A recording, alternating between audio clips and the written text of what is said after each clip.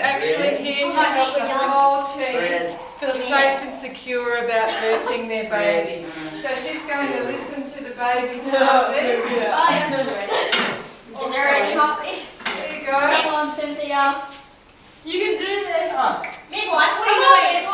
Sorry, I'm a bit slack today. She's going to welcome everyone, listen to the heartbeat, help everyone to feel safe and secure while they're in here helping Jess birth. Because some people get nervous when they're supporting someone to have a baby. Especially John, because he's never been here before. And he's a little bit overexcited. So inside her body, and she's getting the urge to push down on the baby. Baby's going to slowly come down, and what the midwife will do, even though now Grandma knows just to put her hands there, the midwife will put her hands underneath the grandma.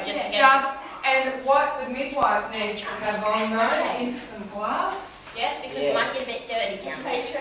Grandma probably is okay because she feels fine about the safety of this girl with the universal health precautions.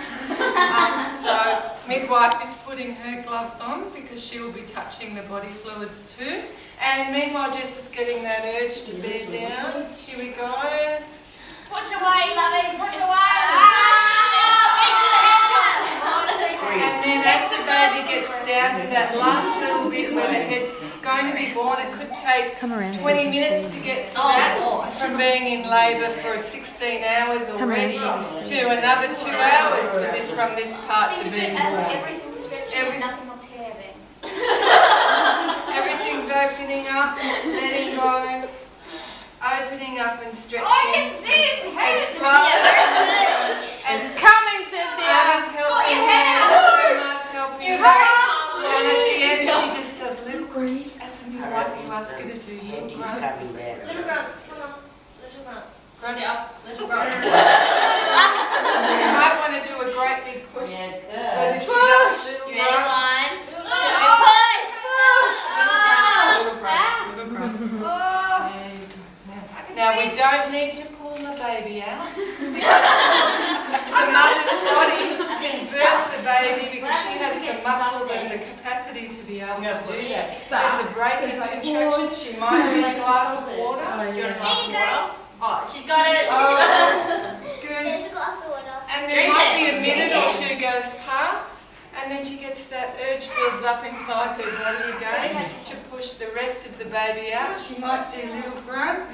You might want to help here. Can you help me? Yeah, over here. Yeah. Here. Come on, Cynthia. Push it. Push it. Don't shove it, Grandma. Push. Grandma's here, lovey. Everything will be okay. Slowly the baby comes out. It's coming. What is it? Don't need to pull the baby out. The baby comes out with the muscles of the mother. It's coming. Oh, it's detached. Yeah, we just need to pop that back on. In real life, that would all be hooked up. It's a boy. Now the baby's It's not a born. girl. It's cold in here. The baby's breathing in air for the very first time.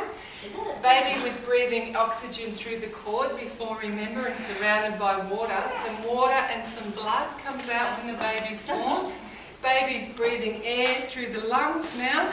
Baby might be screaming or the baby might be really quiet. But it's a bit cooler in here than what it was inside Jess's body. So what does the baby need right now? Blanket. Could get a blanket, but don't forget that Jess has been working for 17 and a half hours Holy now. wow. And she's really hot.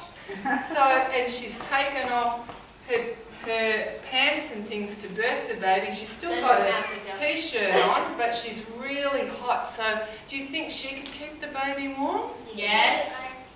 So how could she do that? She could just wrap it around, like hold it. Maybe, yeah, maybe Hold the baby. you could help her, John. Maybe you could help her bring the baby up. Yeah. There Have we got a little rug to put over them? Oh, good. Could I borrow this one? Still a real baby still. This Sherry. brother, Caleb. Here we go. Now John might want to put that over Jess and the baby to keep them warm. So the baby's skin to skin and the baby can hear the mother's heartbeat. baby heard mother's heartbeat while she was growing inside. We don't know if she's a boy or girl yet, but while she was growing inside, she could hear mother's heartbeat. So that helps her to feel safe on the outside now. What else do we need to do? Wash it down. We could wash it, but that can happen You need to cut the any umbilical time. cord. We could cut the cord. We could do that. So we'll get ready. We've got the cord cutting, the clamp here and the scissors. But I just saw that Jess is actually getting ready there. She's starting to feel a little bit of backache here. I notice she's shivering a little bit. Sorry. The midwife might need to just say that you think that her placenta might be coming. Oh, is that the same? A placenta can take 5 minutes to an hour to be born.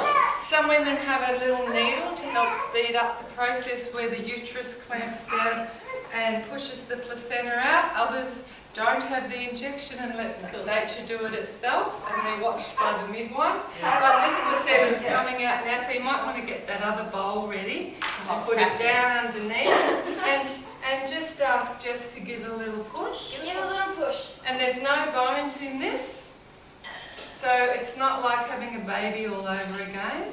It's like a big steak. Oh, no. There we go. We could. Now, as a midwife, she'll have a look at that. We could put the clamp on, but before you do that, you might want to just have a look at the placenta and just smoking. and might Dare you? sensitively ask the woman what she was like. Sensitively. You were smoking. While you were pregnant. What have you been up Lying to? to me, Cynthia. Jess. And the placenta will tell all sorts of stories by the way it looks. Does it look healthy and Yes. thick and red and beautiful? Very fluffy too. Sometimes they're gritty and sometimes they're grey and gritty, like Tracy described if the woman was a smoker or the placenta's a little bit old, ready to come out. But that one looks beautiful. It's very healthy. Now you might want to ask Grandma to hold the placenta. Yeah. And you might want to ask John if he'd like to clamp and cut the cord. This is the real clamp that we use in the hospitals everywhere today. And that's tough. You need to put maybe 2 hands to shut it. I have a question. How long can the placenta's cord be? The cord can be about this long. And the cord Am I has really stopped covered? pulsating, Don't it's finished its job for the baby. The mother doesn't need it anymore. Now midwife has pretended to cut the cord and it's come off. Could I just show everyone what a beautiful job Jess has done in growing this healthy placenta? Once she changed her ways and stopped smoking and drinking, she actually became quite healthy. This part of the belly button that was actually still left on because they cut it here in real life to pretend. Oh, we were close. Yeah, and that belly button, this part here, is no longer needed by the baby or the mother, so that dries up, goes black, falls out of the middle of the baby's belly button, and it's luck of the draw whether the baby gets an innie or an outie, and you can have a look at that when you're together later. So what do we need to do now? You can keep it and bury it. Midwife, what do we do now? You hold the baby. You go wash your hands. Have a bit of You a could, you could do that, but do you know what? As a midwife, we sit back and we think, gee, we're just guided by what's happening in the room. Babies started to do this. It's hungry. Well done. So in Jess's pregnancy, she had chosen how she was going to feed her baby. Had she discussed that with you, John? No. Or with Auntie or with Grandma? She's gonna be a breastfeeder. Yeah. So you might just need to help her, John, to move the baby around because the baby's really looking for food. And you know the baby's really healthy, can move around and crawl onto the breast just about all by herself or himself. We still don't know.